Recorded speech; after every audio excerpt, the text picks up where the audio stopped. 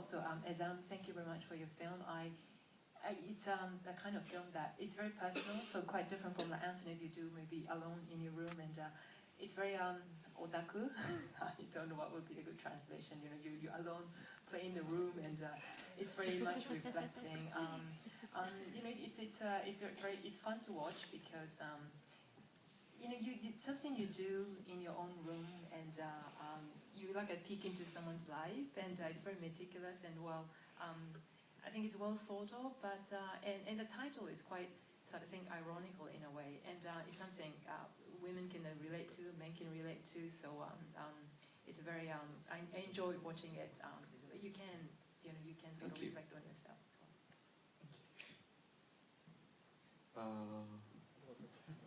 What was the question? Your idea of your family. Okay, yeah. Oh yeah, just in case, for people that haven't seen my previous films, my films do not all look like that. Like, my previous work is very Asian, very Singaporean, very Chinese. So this is quite a departure from my previous works. Actually, it's very interesting, your question, because I'm writing a script about family now, and that whole question about Singapore as well. It's interesting because I just have a feeling that we are a society where decency is quite important. It's quite odd, we don't really discuss it, but what was interesting was that, you know, when writing, you know, in a Singapore family, there's a certain sense of, I was just saying, like in a Korean film, or you know, or in some other cultures, a family film could be really, really dark. Sometimes even in Japanese films, like, it could really, really dark, like Tokyo Sonata. You know, it could really, really be very dark. But in a way, it feels as if there's a certain decency that we sort of, there's a code that we all adhere to, where you know, our families, you know, are more pretty, they are more alright. Even if there are problems, it's not dark until it's like,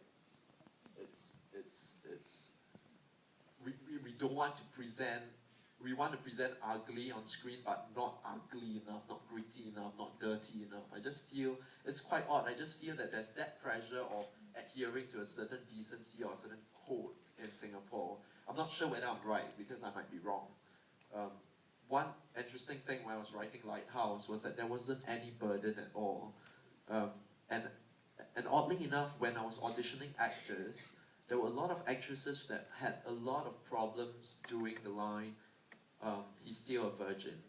They couldn't do it because, you know, we would think that, you know, Europe would be more liberal, more open a society, you know, less conservative as in Asia. But it's quite interesting that actually there was that going on as well. They couldn't accept that, you know, how could a mother say something like that? Like, she is being such a bitch, you know, it's like, no, it's not acceptable. But the great thing about being able to write, you know, in a foreign setting is that there wasn't any baggage and there wasn't any burden at all. And you could literally, craft that characters in that way without having to, you know, what would people think of this family? Actually, in other words, if you were to have the same story in Singapore, the lines would be all different. I'm not sure if a Singapore mother would ever say something like, you know, he's still a virgin. Yeah, audiences would reject the film completely and go like, "Aiya, 什么新加坡人啊?" Yeah, you know, I just think it's, I'm not sure. There is a certain, I'm waiting to see a really dark Singapore film, that really dark in that sense, where I think we are a society that we like to sweep everything under the carpet. It's sort of like that.